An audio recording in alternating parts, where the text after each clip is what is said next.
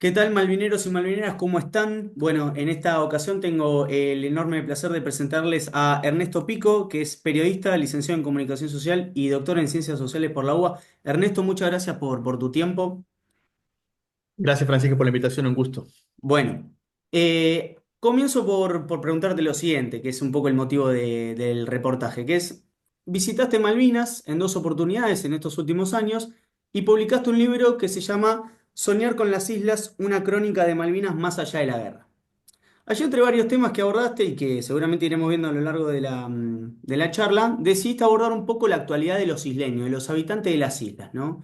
Entonces, la primera pregunta que surge es, ¿qué viste en esa población tan poco conocida para nosotros? Digamos, ¿qué pudiste ver de una población que de repente tiene una agencia política muy importante? ¿Cuál es el día a día de ellos? ¿Qué pudiste ver? Bueno, lo primero que hay que tener en cuenta ahí es el territorio, ¿no? Hay que pensar que estamos hablando de una población de 3.000 habitantes repartidos en dos islas, muy alejadas, aisladas, de difícil acceso, con un territorio que es hostil, una tierra en la que no crece nada, no hay árboles, que hay mucha pesca, que es su riqueza, bueno, y hablaremos de eso, pero quiero decir que es un lugar difícil para vivir, que nosotros los argentinos lo queremos mucho y lo defendemos desde nuestro sentimiento, muchas veces sin conocerlo, ¿no? Y la gente ahí tiene una vida muy dura, o sea, difícil, aunque hay gente que ha resuelto los problemas económicos y la pobreza en la que estaban en tiempos anteriores a la guerra y que ha cambiado también en su composición, ¿no? Porque cuando uno va, lo que encuentra es gente que vive en este lugar, como te digo, ¿no? El pueblo de Puerto Argentino, bueno, que ellos ya obviamente no le dicen así. Es un pueblo que tiene menos de 2.000 habitantes. Hay otros 1.000 que están repartidos en lo que ellos llaman el camp, ¿no?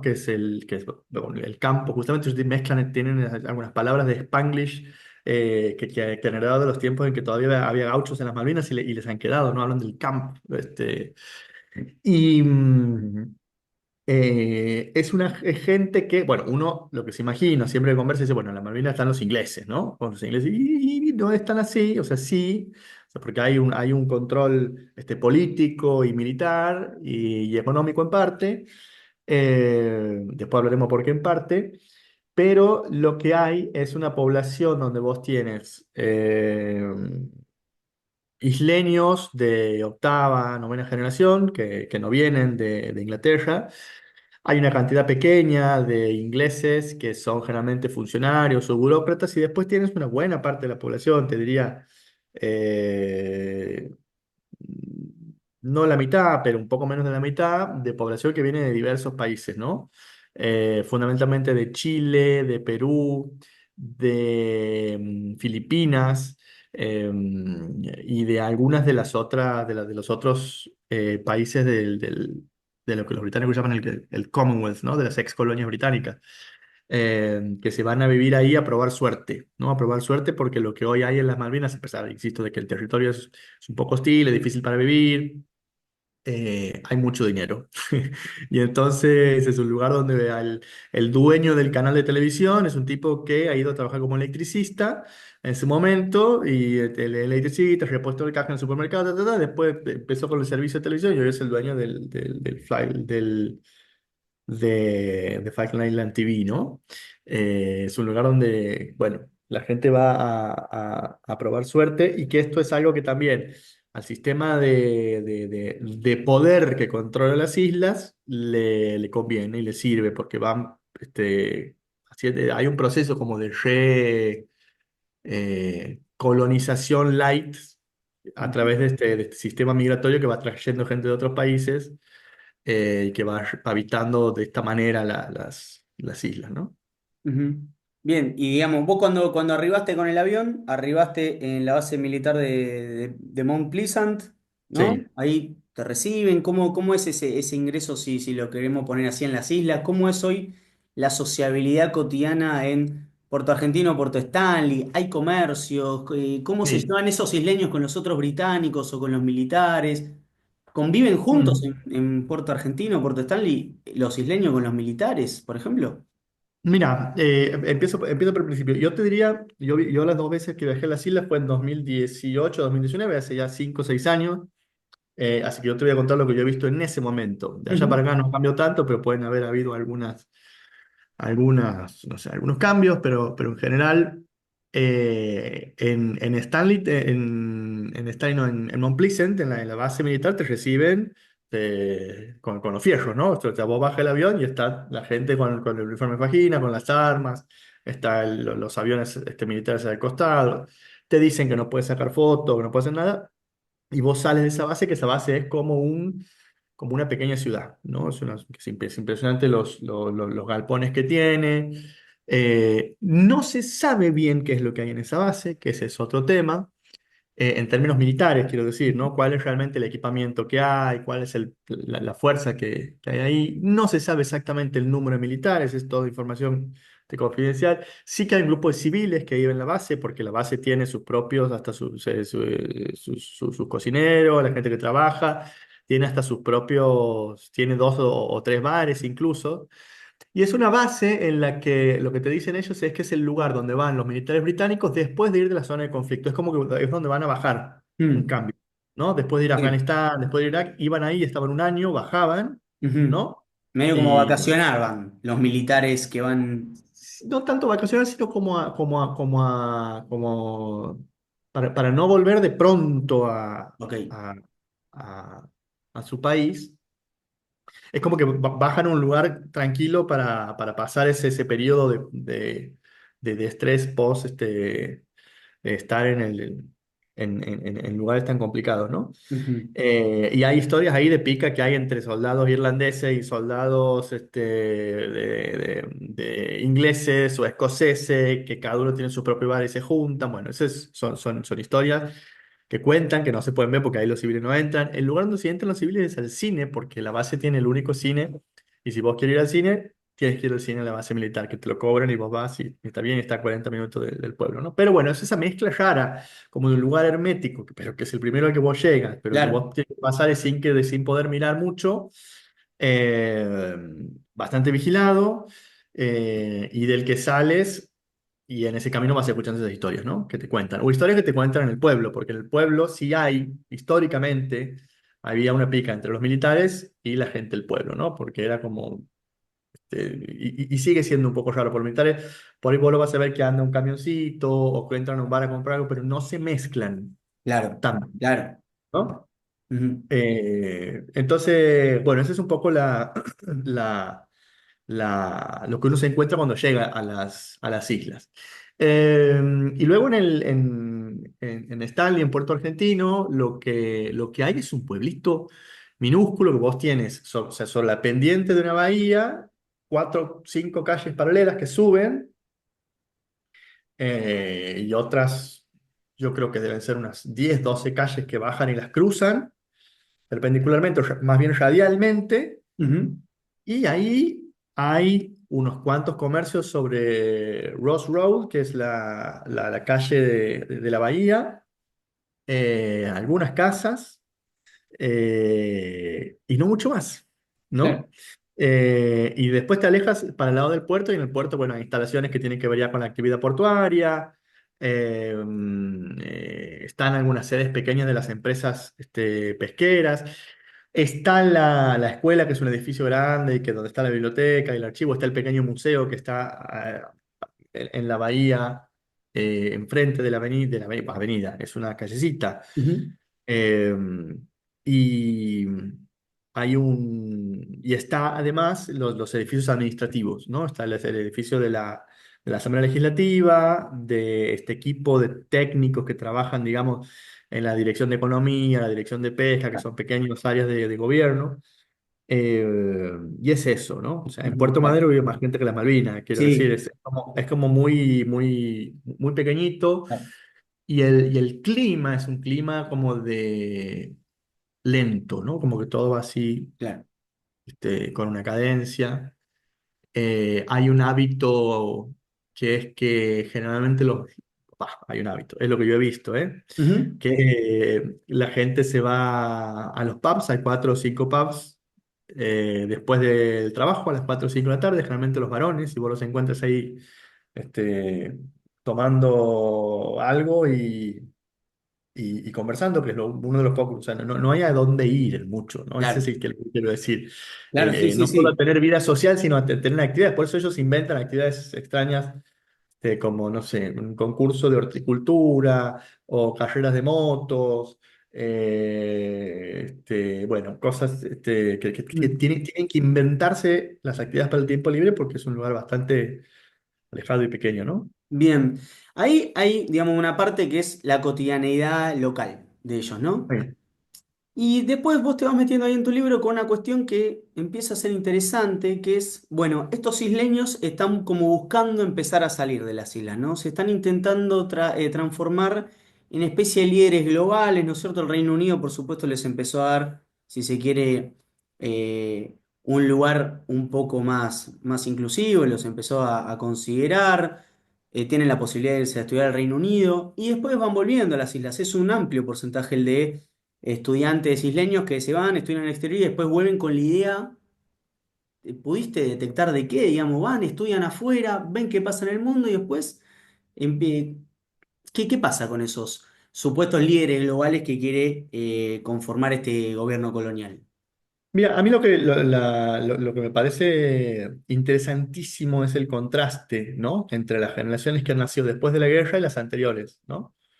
Y que están vivas y que vos las ves y hay gente con la que puedes conversar, ¿no? Gente que ha vivido en las islas antes de la guerra, que eran granjeros, que cuidaban las haciendas que se estaban derrumbando, muy venida a menos de gente que desde Inglaterra le importaba poco, pero tenían un peón, dos peones que le cuidaban con su familia, las ovejas y que mandaban a lana de vez en cuando. Y era una vida sin horizonte, ¿no? Una vida de mucha pobreza, no había ninguna actividad económica, se empezaban a ir, ¿no? Los hijos de esa gente se empezaban a ir, encima no los dejaban irse a Inglaterra porque no tenían reconocida la nacionalidad británica, entonces se iban a Nueva Zelanda, se iban a Australia, se iban a otros países y había en ese momento, en el momento de la guerra, había mil personas, había en las islas, mil isleños en estas condiciones Ujú, de suma pobreza que te digo, ¿no? Suma ujú. pobreza, a ver, de una vida con carencia, difícil, sin ningún tipo de proyección. Después de la guerra, cuando va Thatcher a hacer en enero del 83 esa visita que le reconoce la nacionalidad, le dice, vengo a darles el abrazo de el Reino Unido y no sé qué, ahí pasan dos cosas serias, dos cosas importantes. Primero, que se decide sacar del cajón aquel viejo proyecto que había hecho Lord Shackleton. Lord Shackleton, que era uno de los capos de la Sociedad de Geografía de Inglaterra, a la vez hijo del Shackleton, que había sido el gran explorador de la Antártida, que se murió en una de las islas, creo que ahí no sé si en la Georgia, creo que se muere Georgia, Lord sí, Shackleton, y que queda su cuerpo ahí. claro. Y Ernest Shackleton, que era el hijo, no quería saber nada. Estaba en otra y dice, mira, nosotros queremos en los 70 que vayas a explorar, a ver qué hay ahí.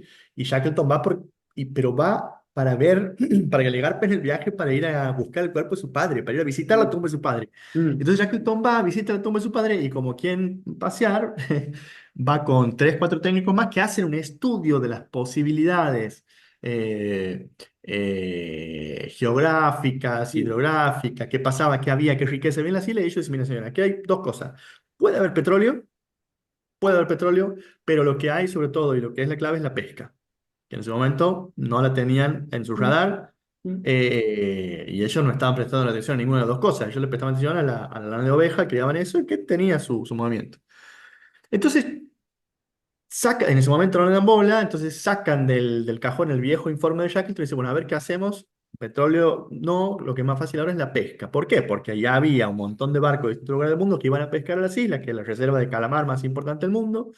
Y dicen, bueno, vamos a ver a esta gente que está aquí. Ahora que tenemos una base que está llena de milicos, ¿qué podemos hacer? Podemos cuidar la zona y podemos cobrarle a los que vengan a pescar aquí. Entonces empiezan a cobrar y eso les empieza a generar un ingreso muy importante, una licencia a los barcos pesqueros que venían de Italia, de España, de Estados Unidos, de un montón de otros países que venían a pescar ahí, y de China. Mm, y empiezan a cobrar, pero además, como condición, le ponen que armaran joint ventures, que armaran algunas empresas con los propios isleños, o para pescar o para ofrecerle servicio. Entonces, te hago todo este prólogo para hablar de las nuevas generaciones, porque ujú, lo que se produce en esos 6 7 años, del 83 a principios de la década del 90, porque en el 87 se hace la reglamentación de esto que ellos llaman la zona de exclusión, que es un radio por afuera de las islas de una cantidad de millas en las que ellos dicen, nosotros, si vos vienes por aquí, nosotros te cobramos y además, y se llenaron de dinero con el cobro de licencia de pesca, empezaron a aparecer las pequeñas empresas para dedicarse al asunto. Y eso fue un boom económico. Esa es una de las cosas que pasó. La otra cosa que pasó es que dijeron, esto es muy gracioso porque hicieron la reforma agraria el tipo, y lo hizo Margaret Thatcher, hizo una posta, una reforma agraria, porque dijo, bueno, aquí lo que hay son tierras medio abandonadas, muy grandes, de unos pocos granjeros que están allá, ellos les llamaban los absent landlords, ¿no? Los ujú. dueños que están ausentes, esto hay que repartirlo entre los que están aquí. Entonces Bueno, dividieron. de hecho, esas tierras, ahí no hay un problema, era algo que te quería preguntar después, pero no importa, ya que Sí. estamos hablándolo, ¿esas tierras no eran en gran proporción también de la Falkland Island Company que empieza a tener un problema? Exacto. Ya vamos a hablar de la Falkland Island Company, porque había parte que era de la Falkland Island Company, porque la Falkland Island Company empieza a comprar a estos absent landlords, Ujú. pero empiezan a hacer esta reforma que es repartir la tierra, hacer lote más chicos y venderla muy barato en planes de financiación a la gente, a los locales, que no eran dueños Claro, de la tierra. Entonces esas dos cosas cambian absolutamente la economía. Entonces vos tienes isleños que se vuelven propietarios, tremendo. ¿no? Una tierra espantosa porque no se puede cultivar nada, o sea, a lo sumo criar animales, pero eran dueños de sus parcelas. Y además empieza a hacerse el negocio con la pesca. Esas dos cosas cambian completamente la película. Después, si quieres, ahondamos en qué beneficio les trae a nivel económico y a nivel organizacional, porque esto les permite a ellos crear un pequeño estado de bienestar con una serie de servicios públicos para los isleños financiados 100% por ese propio dinero local, Claro, porque algunos dicen, bueno, dependen económicamente de los ingleses, no, no dependen económicamente de los ingleses, ellos se financian ellos, obviamente con recursos naturales que están en disputa, que no son de ellos, que hay cosas que sí, sí, resolver, bien, pero así está funcionando ahora. Y sí, bueno, Gran Bretaña controla la fuerza militar, la defensa y parte de la administración política, ¿no? Bueno, eso ha hecho que la gente que nació después de esa época, conociendo la historia de sus padres, sus abuelos, tuvieran otra cabeza. Porque parte de los beneficios que ellos tienen, como creo que lo hablábamos hace un momento, es que la educación pública, o sea, ellos van a la escuela hasta los 15 años, y ahí ujú, ellos eligen, terminan ahí y se dedican o a laburar, que muchos se dedican a laburar, no quieren seguir estudiando porque laburan y hacen guita, o ir a hacer la carrera universitaria en Europa, claro, pagado por el gobierno de las islas. claro, Lo que sea que se pague allá, lo que sea de gasto que tenga para su manutención, la persona que se vaya después de los 15 va y hace grado y posgrado, tremendo, ¿no? tremendo. Y después vuelven muchos. O sea, Y perdón, esa gente, quería retomar sí. algo de los ahí 80 90 porque también es cuando a ellos se los empieza a considerar ciudadanos de primera y el hecho de, o Mm. ciudadano británico, ¿no? A muchos ya les empiezan a dar este reconocimiento de que sí, bueno, ahora sos ciudadano de primera. Digamos, el hecho de tener una tierra más allá de que sea poco productiva o cargada de turba, era por lo menos darle entidad, ¿no es cierto? Era como ponerles un peso político que antes no estaba teniendo y era una población que empieza a decir, ah, bueno, encima que Argentina hizo lo del 82, ahora Thatcher me da esto, por lo menos tengo una parcela de tierra, es como que van encontrando este fortalecimiento material y económico con el cual los tipos, claro, empiezan a decir, ah, bueno, ahora las islas sí son más rentables que antes. Como que no, empieza a haber una cuestión un poco asociada a esta idea. Sí, y se produce un sentido por un lado, un sentido de pertenencia, que en parte ya lo tenían porque los isleños que estaban en el 82 eran isleños que eran hijos, nietos, bisnietos y tataranietos Bien, de gente que había nacido ahí, pero esto les da otro arraigo, ¿no? Poder ser claro, dueño de la tierra, de alguna manera, y poder encontrar opciones de negocios para hacer en las islas con los barcos pesqueros que vienen de todo el mundo y que a la vez eso redunde en una recaudación para el gobierno local y que el gobierno local le dé a los habitantes una serie de beneficios de salud, de educación, etcétera. Bueno, claramente genera un sentido de pertenencia y un sentido de, esto dicho entre comillas, de deuda con la comunidad. Porque ellos vuelven a ver, bueno, cómo pueden hacer para que a las islas le vaya mejor, ¿no? Y ahí hay una serie de temas ya que tienen que ver con cómo usan el dinero, para qué lo usan, cómo se conectan con el mundo, porque hay algunas cosas pendientes que ellos tienen, como cosas a las que los isleños aspiran. A Ujú. tener más fácil una conexión con Brasil, por ejemplo, que es el Claro. gran tema pendiente que tienen ellos, porque Brasil les significaría toda una apertura. Ellos viven de espaldas al continente, salvo por Uruguay, con el que tienen un vínculo histórico fuerte, y Chile, pero Chile les queda todavía más atrás mano. Mira, el vínculo con Brasil es algo que incluso en la época de Bolsonaro se Claro. les abrió ahí como una puerta y el famoso vuelo que iba de Brasil a Malvinas es algo que a ellos les cambia totalmente la vida. Mm. Hoy es una aspiracional porque les abre una puerta cercana a un lugar desde que pueden, no sé, traer mercadería, frutas, Sí, viajar. hasta aviones, hasta aviones militares ha habido movimientos ahí con Bolsonaro. Y que incluso, Claro. y desafortunadamente, ¿no? Digamos, como decía vos, o sea, les abre una puerta que hasta incluso al día de hoy, porque ellos publicaron ahora en sus páginas, en sus redes del Falkland Government y la Embajada del Reino Unido en Brasil, cómo estaban profundizando los vínculos comerciales. Y ese es un desafío y un Mm, problema también, digamos, para nosotros como argentinos, ¿no? mm, Entonces, dale, sí. dale, sí, continúa, que No, no, como... no, pero sí, bueno, un poco la respuesta sobre esas nuevas generaciones es esto, ¿no? Y esto de ellos considerarse como... Es gente que además cuando se va a estudiar ahí recorre el mundo, es gente que se dedica a viajar, que da vueltas, que se toma ese tiempo y vuelve con otra mirada del mundo, ¿no? Vuelven con una mirada global, intentando... Hace poco ellos hicieron bueno, después de lo que fue el referéndum, primero en el referéndum y después en alguna ocasión más, que de vez en cuando tienen estos grupos de jóvenes que salen a visitar países y contar, ¿no? Como Mm. cuando son las se van a las reuniones de la ONU, se van a distintos lugares a contar sobre su historia de las islas y eso también tiene que ver con un intento de vincularse con el mundo, de pensarse ellos no solo como un territorio de ultramar británico, Mm.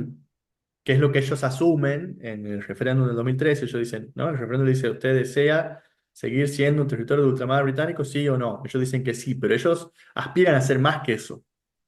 A ver, porque es cierto, ahí empieza a haber posturas, ¿no? Creo que está la postura de John Fowler, que es la de, bueno, ¿Sí? intentar ser una especie de territorio independiente. Sí. Lo Empieza a cual es estar muy... esa idea por parte de ellos. Ahí, ¿qué están pensando estos isleños que se van y después vuelven a las islas con esta concepción? vuelven habiendo visto el mundo, ¿no? Digo, si no se piensa en colonia o un No, territorio de Colonia, ultramar, claramente Colonia no se piensan. Claramente Colonia no se ¿y piensan. cómo se están pensando? A ver, Ellos ¿qué? se piensan como un territorio de ultramar británico, Ujú. pero aspiran a más. ¿A qué pueden aspirar? Bueno, a tener otros vínculos con el mundo que no necesariamente pasen por Gran Bretaña, por ejemplo. A tener otros vínculos que les permitan armar otros bloques, por ejemplo, con las excolonias. Existen reuniones de excolonias que se juntan por su cuenta, debaten. Uno de los momentos de mayor tensión fue con el Brexit, porque el Brexit los mataba y ellos no querían que el Brexit ocurriera, estaban en contra del Brexit, pero no podían votar. Los únicos que el único territorio de ultramar que no es un territorio de ultramar, la única, bueno, vamos a decirle, colonia británica que pudo votar por el Brexit fue Gibraltar. Mirá.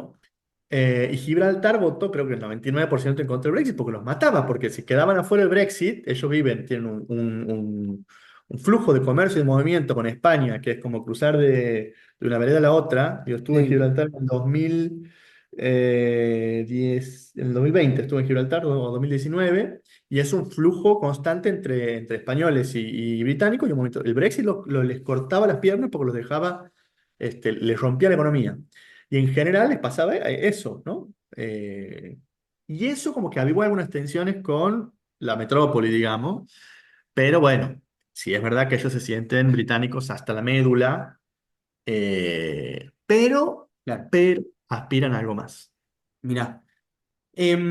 Ahí también, ¿no? Un poco en todo lo que hablábamos. hay una cuestión, incluso lo mecho con esta cuestión de ellos suponiéndose líderes globales o qué identificación política podemos encontrar alrededor de estos isleños. Es que Mm, hay un poco una idea, vos lo vas mencionando en tu libro, que es una población que se supone liberal, ¿no? Se cree mm. de algún modo liberal o se identifica con líderes de ese estilo, muy republicanos, ¿viste?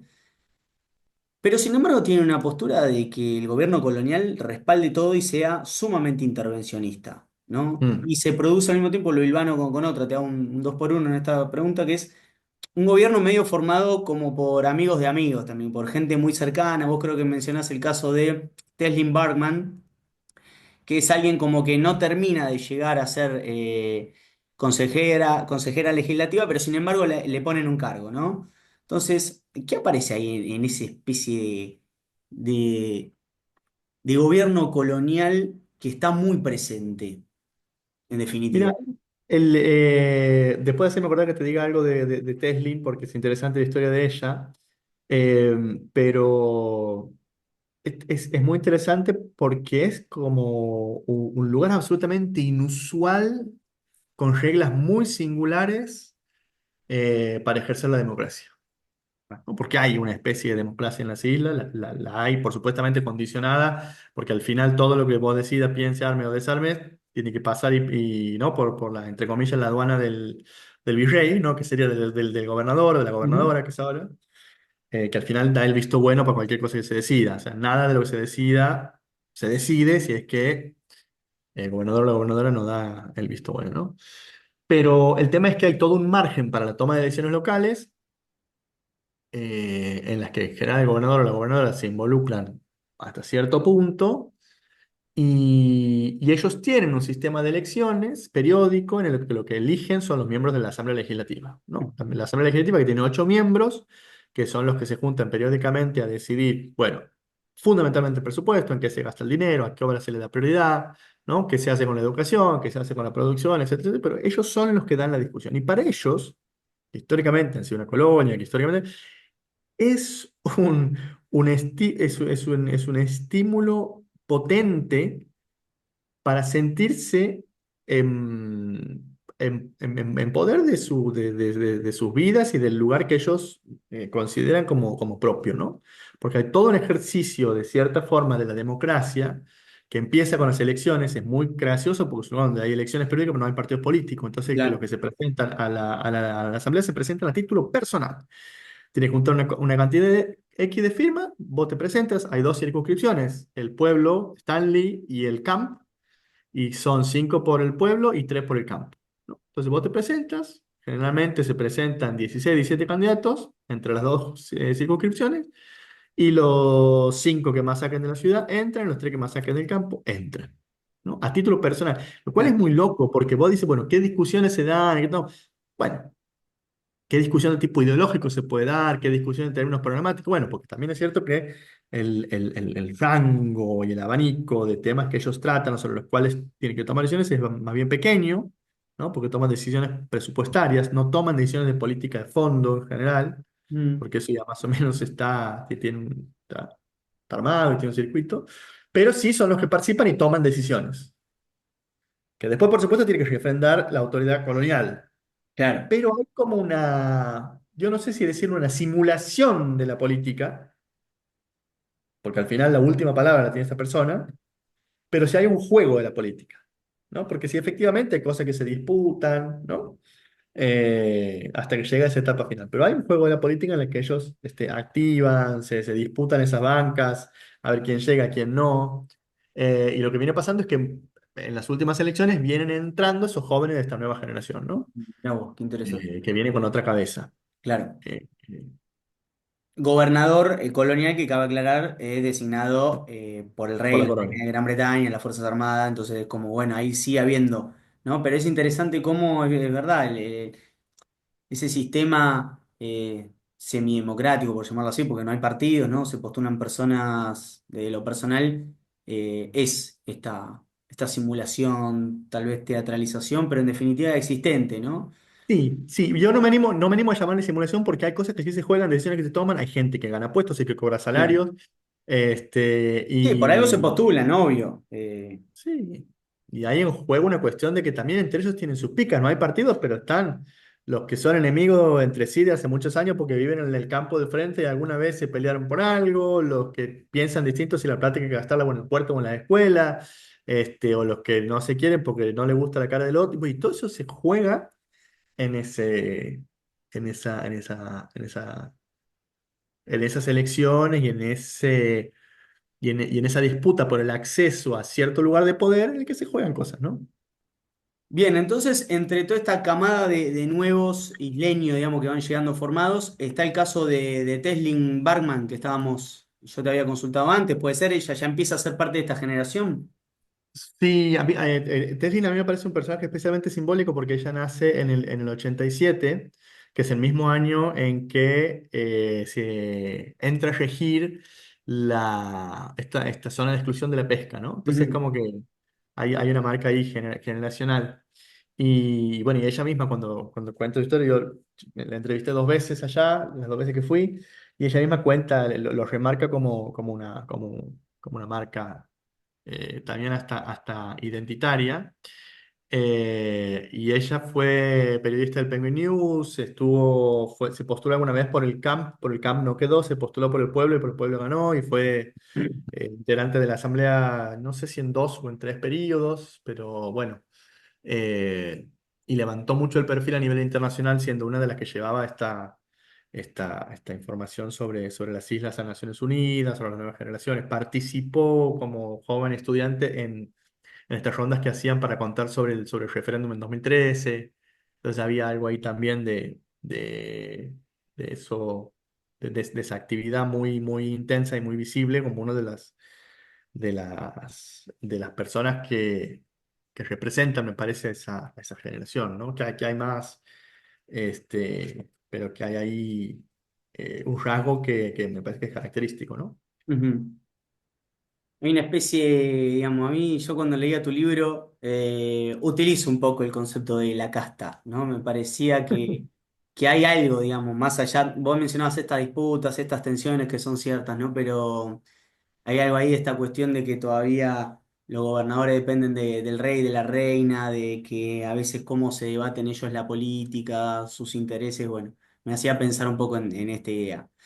Sí. Después, un tema que abordás bastante es, obviamente, uno de los actores económicos más importantes de las islas, el más importante que es la Falkland Island Company y que en la actualidad creo que se llama Falkland Island Holding, que es que, ok, yo tenía el conocimiento, ¿no? Que por ahí tiene la mayoría, que es, bueno, la Falkland Island Company explota fuertemente los caladeros pesqueros alrededor del Atlántico Sur, ¿no es cierto? Son los recursos que están allí. Pero hay otros negocios en torno también a este monopolio, este conglomerado económico en las islas. ¿Está teniendo también una perspectiva a otro nivel? ¿Busca hacer negocios en Reino Unido o en Europa? ¿Cómo se va manejando también este Mira, tema? la historia de la Falkland Island Company hay que entenderla un poco en perspectiva también, ¿no? Porque la Falkland Island Company es como la India Company, como, ¿no? Como estas compañías que Gran Bretaña instalaba en sus colonias para que se encargaran básicamente de todo, ¿no? Ujú, De toda la actividad económica. O sea, del comercio, de la proveeduría, de los servicios, ¿no? Y que se encargaba de eso. Y la Falkland Island Company se crea en Londres en 1851 y hacen base en las islas. Supuestamente en aquel momento con la intención de explotar ganado, ¿no? claro. Pero bueno, después empiezan un poco con la reparación de barcos pesqueros. eh, y hay una historia singular porque ahí había otra pequeña empresa que era Dean and Sons, se llamaba. Hoy cuando vos vas a las islas hay un par de negocios que persisten casi de esa época, ¿no? El West Store, por ejemplo, que es el comercio, Ujú. el polirrubro, vamos a decirle, más Sí. conocido, o el Upland Goose, que es un hotel, vienen de esa época, ¿no? De siglo XIX, que pertenecían a Dean and Sons, que eran como los que lo construyen, y después la Falcon Island Company se lo va comprando, se lo va comiendo, ¿no? Entonces la Falkland Island Company se empieza a dedicar, empieza a ser la dueña de todos los negocios, del hotelito, de las estancias, de parte de las estancias, digamos, ¿no? Empieza a comprársela a algunos de los absent landlords, del pequeño comercio minorista para las personas que viven ahí. Y eso la convierte a la Falkland Island Company como en un pequeño monopolio que es dueño de todo. Vuelvo a lo que decíamos al principio, una sociedad en el 82 de 1000 habitantes, ¿no? De muy poco movimiento y que después va a ir cambiando de forma. En el momento en que se produce esto que decíamos al principio, esta pequeña reforma agraria que hacen en las islas, y empieza el negocio de la pesca, bueno, la Y- Falkland Island Company ahí se ve impactada en su lógica de trabajo, porque hay parte de la tierra que era de ellos y entra ahí como una disputa, y se tiene que reinventar y ahí se convierte en la Falkland Island Holding, va a cotizar a la Bolsa de Londres y se convierte en una empresa con un montón de dueños pequeñitos, ¿no? Sin una gran firma detrás, pero que tenía ¿cómo se dice? Su junta de directivos Ujú, técnicos, vamos a decir, que deciden qué se bien. hace con dinero, etcétera, etcétera, para el beneficio de Los los accionistas, accionistas. Ahí va.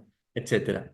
Bueno, ahí se empezaron a meter con el negocio de la pesca, se empezaron a meter en su momento con el negocio de la exploración petrolera, por supuesto con el negocio del transporte de cosas, ¿no? Con los fletes, que es Claro.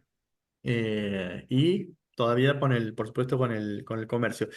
El hecho de que aparecieran a partir de que el 90 otras empresas que se dedicaron a la pesca, a los servicios pesqueros, etcétera, como que le quitó un poco dejó de ser el monstruo monopolio, monstruo digo, ¿no? Estamos hablando de un ¿no? chiquito, dejó de ser el bicho que lo controlaba todo y pasó a ser, bueno, uno de los actores más importantes en las islas y que va teniendo menos poder. Eh, pero sí, bueno, intentó ir metiéndose en ese negocio. He visto que ha habido como una fiebre del petróleo que nunca terminó Eso. de despegar allá de 2008 y 2018, ¿no? Una de las cosas que son curiosas cuando yo fui en el 2018 había un viejo hotel abandonado y una rampa también abandonada, que era donde había llevado una de las empresas petroleras, se había prácticamente armado un hotel para que fuera su gente, y como se habían ido porque no habían encontrado ni nada, se fueron y habían abandonado todo y estaba todo derrumbado, lo que las empresas petroleras, exploradoras Claro. de petróleo habían ido a buscar y a irse, ¿no? No Entonces hay un una poco, especie de esto de como de especulación, ¿no es cierto? O sea, se va generando todo un globo de que en teoría se puede llegar a producir la explotación, se venden las acciones, pero después, bueno, no pasa nada, pero el negocio por parte de todos esos accionistas estuvo hecho. y no solo por parte de los accionistas, porque es un negocio en sí mismo, había una de las integrantes de la asamblea legislativa que decía, lo mejor que nos puede pasar es que sigan explorando para siempre y no encuentren nada nunca jamás. ¿No? Porque la exploración a ellos les significa un ingreso económico, ¿no? Porque los tipos van, porque comen ahí, porque compran ahí, porque construyen. Y también el hallazgo de petróleo los puede meter en un problema de términos ambientales, geopolíticos, de distintas tensiones que se pueden abrir ahí, ¿no? Ujú. Como por ejemplo, yo acabo de volver a fines del año pasado de Guyana. En Guyana están con ese tema, ¿no? En Guyana Mm, descubrieron petróleo y ahora es un quilombo. Porque ahora Venezuela dijo, bueno, no, eso era nuestro y empiezan de vuelta con la disputa. Están con la gente de Exxon que vino Exxon y se adueñó de todo. Llegan a encontrar petróleo en Malvinas, eso se convierte en otra cosa. Se convierte en otra cosa y se la van a empezar a tironear de otra manera. Por eso yo decía, nos conviene que sigan explorando y no encuentren nunca nada. tremendo, Es un tema. Sin tremendo. contar, sin contar lo que significaría en términos ambientales y demás, cómo complicaría el tema de la pesca. Bueno, Ujú, sería un problema. claro, claro, ese tienen, obviamente existe, que empieza a aparecer ese tema. Después creo que mencionabas cómo la Falkland Island Holding empieza también a operar en Portsmouth. Digamos, ¿cómo es ese juego de acciones? ¿Cuál es el propósito, el objetivo Porque hubo un momento que el cotizar Falkland, allá? claro, porque hubo un momento que el Falkland Island Holding era una firma que tenía varios negocios, que un 40% era de la Falkland Island Company quiero decir, un 40% de los negocios eran los negocios que la Falcon Island Company hacía en las islas, quiero decir, ¿no? Otra vez, de Ujú. comercio, de los fletes, de la pesca. Pero después se dedicaban a otra cosa. Había una parte importante que se dedicaba a la compra y venta de arte, eh, pero importante, importante, no sé si un 40%, una cosa así. Amén. Y una parte que era dueña del ferry de Portsmouth, Mm, que era, no sé si el 13 o el 15% de los negocios del holding. Es decir, el holding se llama Falkland Island Company, tenía un vínculo con Malvinas, pero después había toda una otra parte de los negocios que nada tenía que ver con Malvinas. claro. Que era este ferry allá y el negocio del arte. Después, bueno, uno se puede hacer un montón de preguntas Mm, sin respuesta acerca de qué cosas realmente se mueven ahí, quiénes son los accionistas, qué cosas hay en juego. Pues digo, una cosa más opaca que la compra y venta de arte, yo no sé si hay muchas. Sin claro. contar que en algún momento, en algún tiempo, estuvo la gente de Blackfish, no confundir con BlackRock, pero que Ujú, se parece, porque eso al final es un fondo de inversiones y medio singular, de un magnate británico, una familia de magnates británicos que eran los Rowlands en ese momento, que además eran mm, bancarios. eh, y era gente que se dedicaba, que eran especuladores financieros sobre todo, ¿no? claro. Que durante buena parte del siglo XXI fueron ellos los que tenían ahí la, la toma de decisiones. Mm. Y aparte, algo que a mí me interesó, yo creo que sí, yo lo leo por primera vez en tu libro, que es, obviamente uno se imagina una situación, y aparte por el discurso propio de los isleños en la actualidad, que es, bueno, muy reacio, muy exacerbado el diálogo con la Argentina, ¿no es cierto? Como una postura muy conflictiva constantemente, para eso, por lo menos eso es lo que más exponen públicamente. Y vos cuando mencionabas que uno de los accionistas de Falkland Island Company era un argentino y un empresario importante, obviamente, que después, obviamente, se puede ampliar sobre su figura, que es Eduardo Elstein, realmente me llamó la atención. ¿Cómo es que un empresario argentino pudo haber ingresado como accionista? Más allá de que el capitalismo no conoce fronteras, ¿no? Mm. El capitalismo no conoce fronteras, pero en un caso tan singular como este, ¿no es cierto? ¿Cómo es que Eduardo Elstein entra Y acá porque, al Falkland Island Holding? y porque tiene que ver con la lejanía en la que se toman las decisiones de esos negocios y porque tiene que ver con que se compró, creo que Elstein llegó a tener un 2% del Falkland Island Holding comprado allá, ¿no? Un dos y pico, un dos, ahí yo vi dos Pero quiero estadísticas, decir, un dos accionista cincuenta y pico. Sí. pequeño, y él en un momento hace una oferta porque él quiere comprar el 100% de Falkland Island Company. Voy a exagerar con lo que voy a decir, ¿no? Y también, eh, quizás fue el momento en que más cerca estuvimos de recuperar la Malvina, porque el tipo se iba si el tipo se adueñaba de la Falkland Island Company, se adueñaba de los negocios en las Malvinas, entraba por ahí.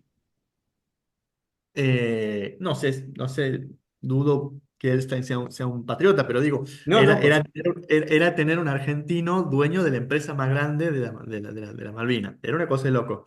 Y tuvo una disputa con la gente de Blackfish en su momento, porque él se los quería comprar, insistió, insistió, insistió, y Blackfish llegó un momento que se hartó y dijo, bueno, nos retiramos, tomen señores, cómprese. Y ahí salieron los accionistas privados, Mm, no los accionistas privados, quiero decir, los ejecutivos, los sí, CEOs, a decir, no, no, no, no, no, no, esto no se puede hacer. claro, No le podemos vender la acción a este señor.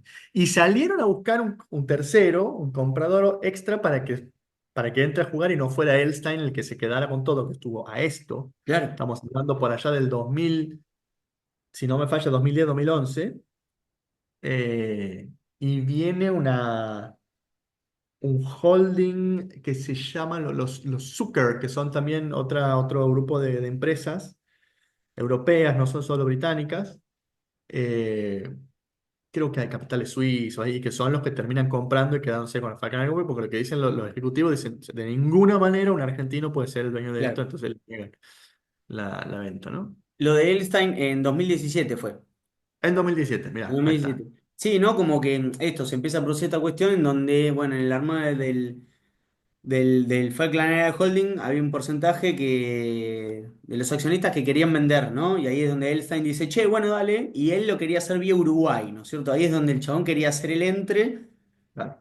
Y que, bueno, cuando obviamente se empiezan a enterar unos cuantos ahí En en él. las islas, empiezan a decir, che, che, pará, ¿qué está pasando acá? Y después creo que ya empieza a intervenir Reino Unido como diciendo, che, no, ojo con esta, porque Bueno, más allá de que acá Elstein pueda hacer desastres y que sea dueño de mineras y demás, para ellos la discusión es, bueno, que no esté un argentino, ¿no es cierto? mm. Entonces, entraba un debate que a mí me llamó la atención y sumamente particular.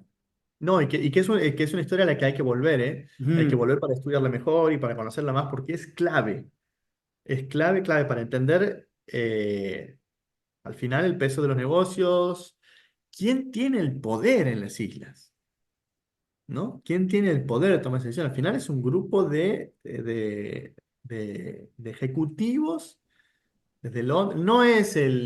No es la reina, el rey, ¿cómo se llama esto? El gobernador o la gobernadora o alguien de las islas. Son los tipos que están haciendo negocio, que no se ujú, les conoce el nombre, que son dos o tres y que hacen la suya ahí, ¿no? Esos son los que tienen el poder.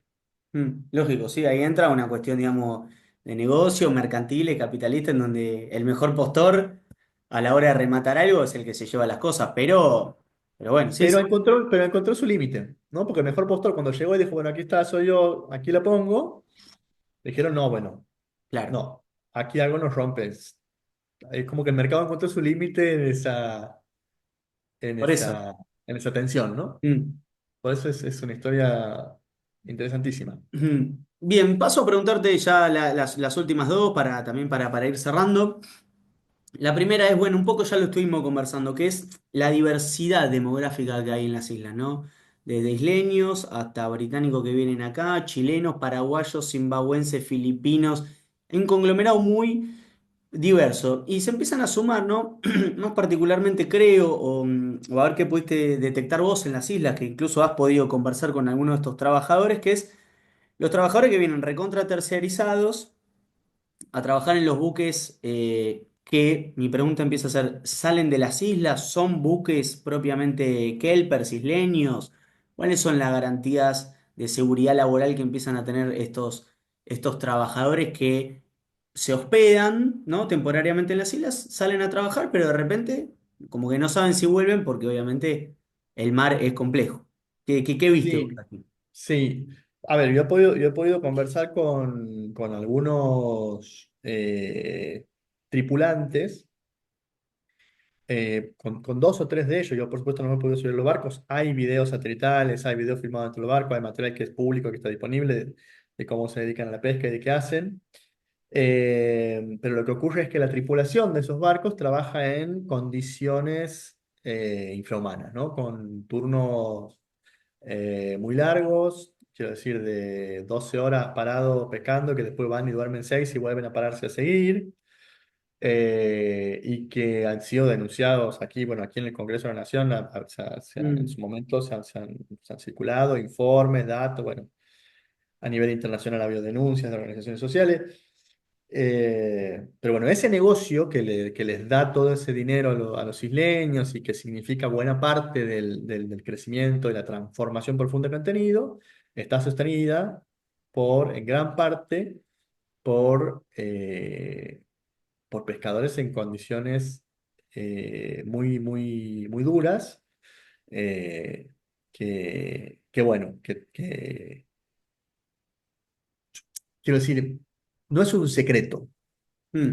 Hay información pública sobre esto, pero como nadie parece joderle demasiado, Sí. persiste la situación. Yo puntualmente lo que sé y lo que conozco es por haber conversado con tres de ellos que están en el libro, sus testimonios.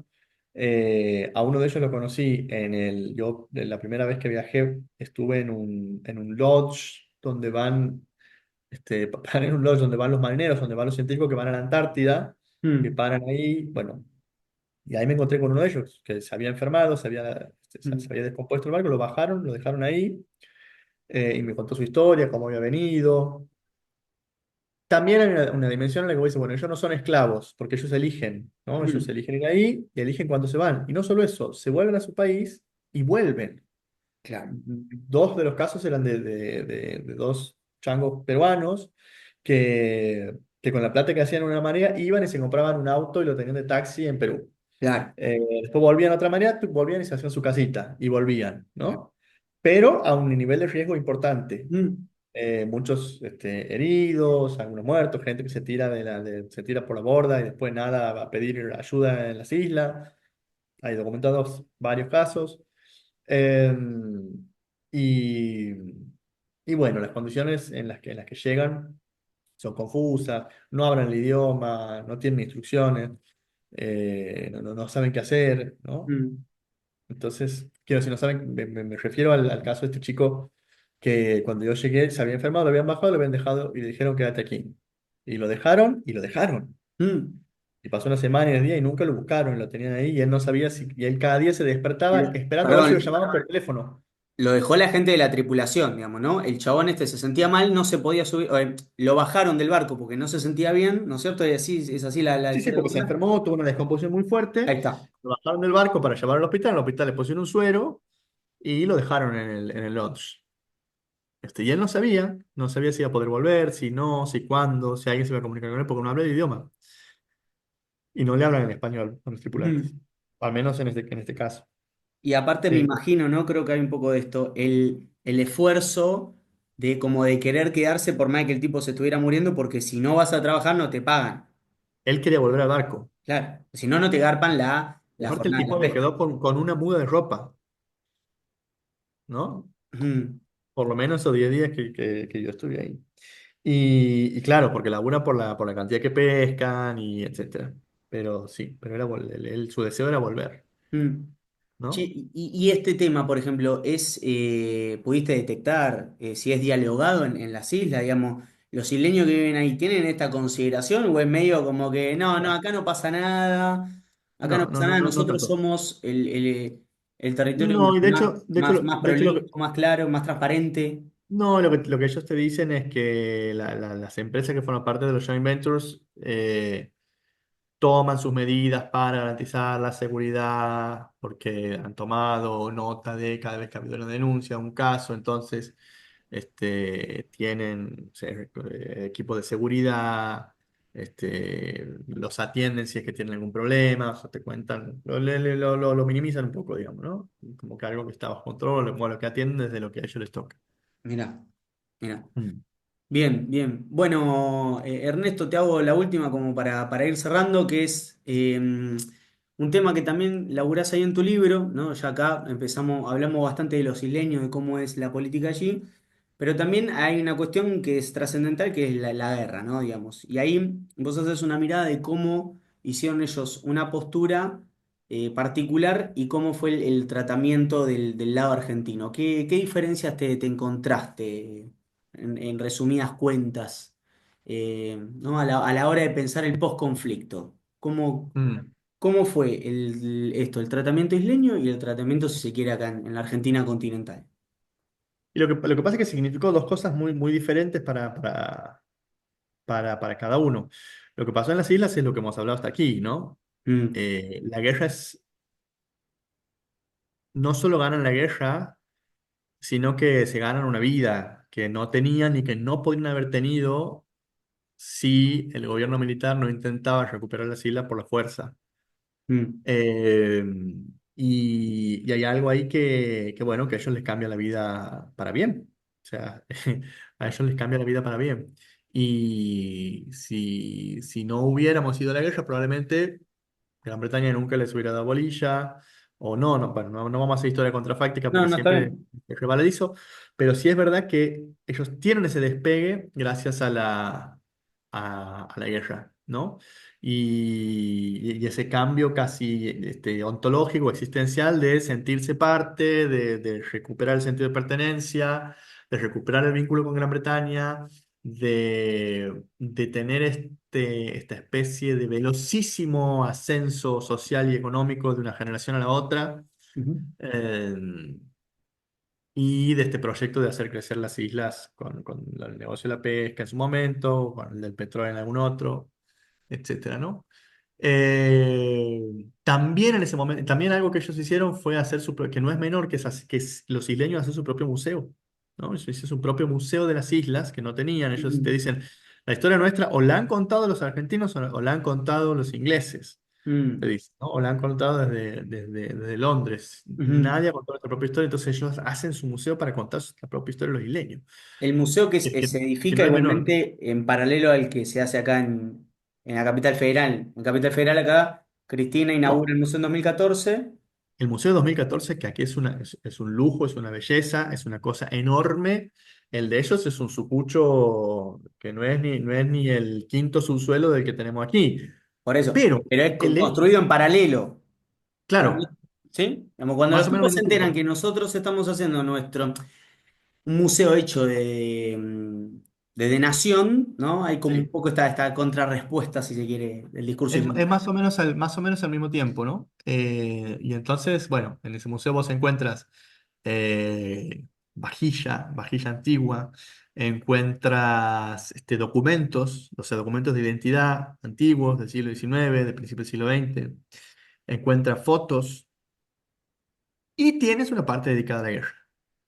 Pero es Mm, un museo que, o sea, tiene una parte donde hay, que sé yo, un asiento, un pedazo de avión, porque, digamos, las marcas más de memoria de la guerra están en el campo, mm, ¿no? Tienes la parte de los pozos de zorro, tienes una hélice de un barco, tienes un pedazo de un avión, que también ellos lo explotan como turismo de guerra y la gente va y ve algo. Entonces, en ese museo hay una parte de la guerra, pero también hay una parte muy importante que tiene que ver con el paso previo a la guerra, ¿no? Que ellos tratan de recuperar y de poner en valor de algún modo con esta etapa de posguerra que para ellos significa una recuperación o una apropiación de una autoestima que no tenían y de claro. un sentido de pertenencia que estaba ya raquítico. Ujú, Mientras que en la Argentina, la derrota en la guerra significa una serie de problemas, fundamentalmente con los veteranos, ¿no? Y con lo que o con los excombatientes en ese momento que tienen una posguerra durísima, ¿no? Hasta que se logran hacer reconocer, hasta que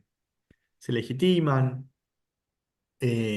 ganan los derechos que ganan, pueden contar su historia, pueden contar que el vamos ganando era todo verso, ujú, pueden contar lo de las torturas en las islas, pueden llevar a juicio el caso de las torturas en las islas, de sus propios jefes.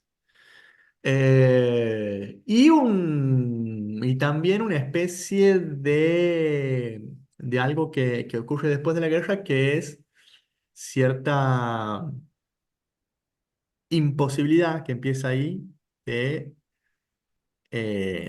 mirar a las islas a los ojos, ¿no? De ver qué hay realmente ahí. Porque después del 82, cada vez que hablamos de las Malvinas, es el 82, el 82, la guerra, la guerra, la guerra, la guerra, mientras nosotros estamos ahí pensando en eso, ellos, pum, para arriba. mm, Y esa diferencia es notable.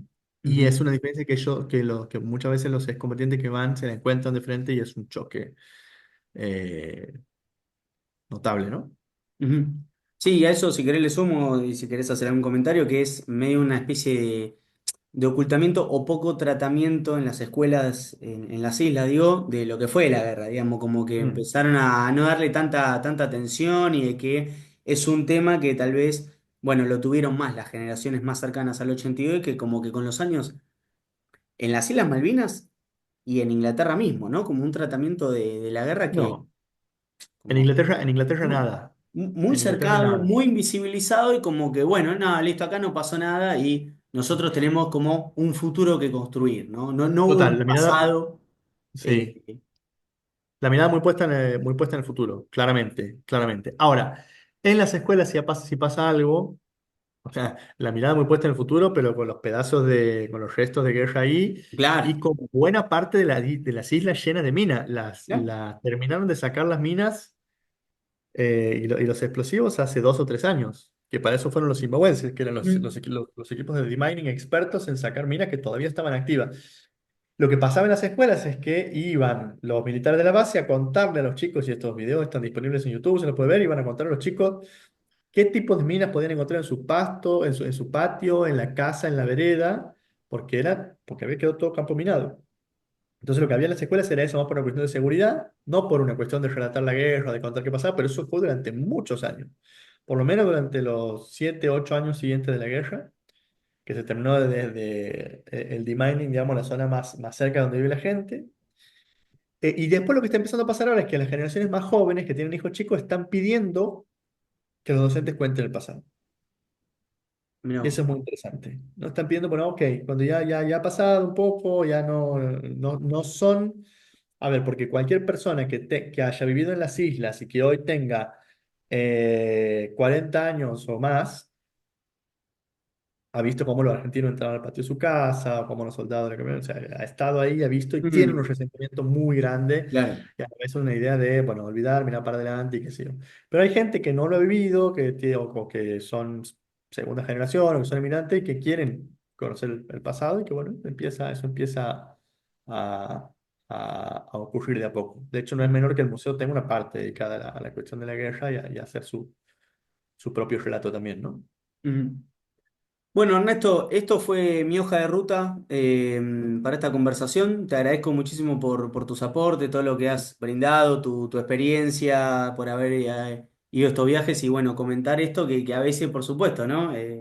Quienes no hemos tenido la posibilidad de ir a las islas, ¿no? Como, bueno, ¿cómo es ir allá? ¿Qué es ir allá? ¿Quiénes son quienes están habitando las islas? Y bueno, creo que tu aporte ha sido valioso. Bueno, gracias por la invitación. Hay que ir, no sé de qué manera, en algún momento habrá que Hay que pensar ir. alguna política pública para que la Sí, gente, sí. para que se pueda ir. Es importante ir, conocer, ver, investigar más y conversar, sobre todo, con los isleños. Yo insisto mucho en esto, ¿no? Ujú, Hay que conocerse, hay que saber cómo piensan, hay que entender, totalmente. sin que eso signifique claudicar en lo que uno piensa o en lo que uno siente, pero es un primer paso para conocer mejor ese lugar que tanto queremos y añoramos y defendemos. Ujú. Bueno, Ernesto, te mando un saludo grande. Un abrazo.